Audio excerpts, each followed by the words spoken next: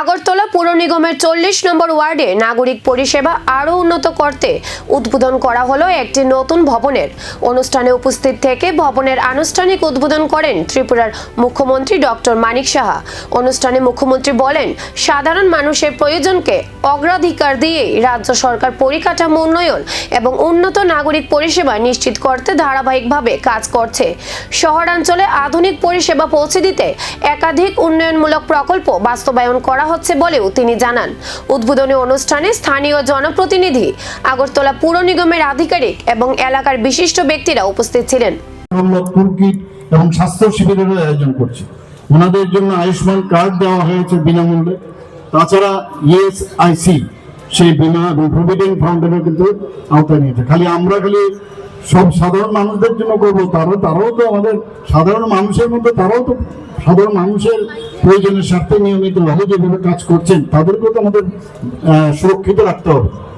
আপনারা জানেন যে 2025-26 অর্থবর্ষে প্রায় 92 কোটি টাকা খরচ করা হয়েছে এয়ারপোর্টের যে রাস্তাটা।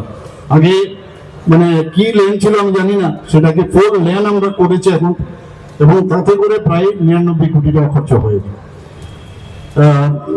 92 কোটি টাকা খরচ হয়েছে। আর এখানে যে হাওড়া রিভার ফ্রন্ট ডেভেলপমেন্ট, এটারও প্রায় আমাদের মাননীয় মেয়র সাহেব বলেছেন অলরেডি, এর জন্য প্রায় 99 কোটি খরচ হয়েছে। এত সুন্দরভাবে রিভার ফ্রন্ট যে ডেভেলপমেন্ট সেটা হয়েছে।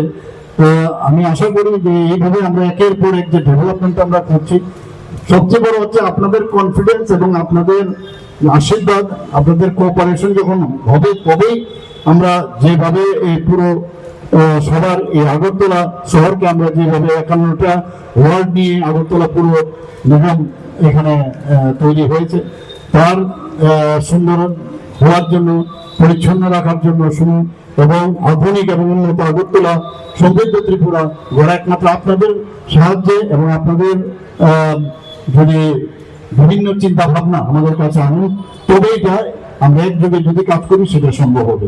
আমি আবারও এই ভবন কতটা বদলে দেবে 40 নম্বর ওয়ার্ডের নাগরিক পরিষেবা, তার সুফল কবে থেকে পাবেন সাধারণ মানুষ, এখন সেই দিকেই নজর।